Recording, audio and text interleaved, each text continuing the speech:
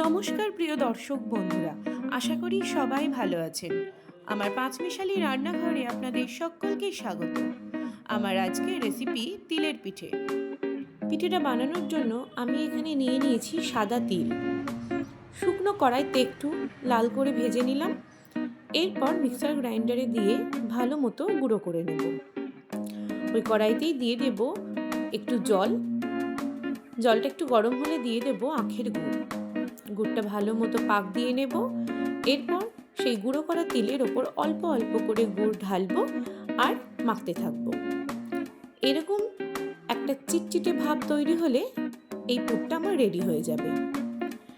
এরপর নতুন চালের গুঁড়োতে গরম জল মিশিয়ে অল্প অল্প করে মেখে নেব।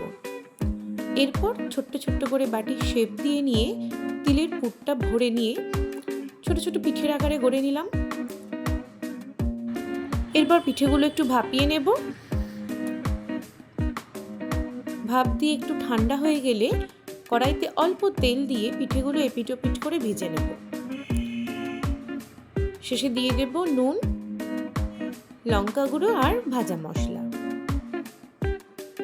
ব্যাস, তৈরি হয়ে গেল তিলের পুর ভরা পিঠে।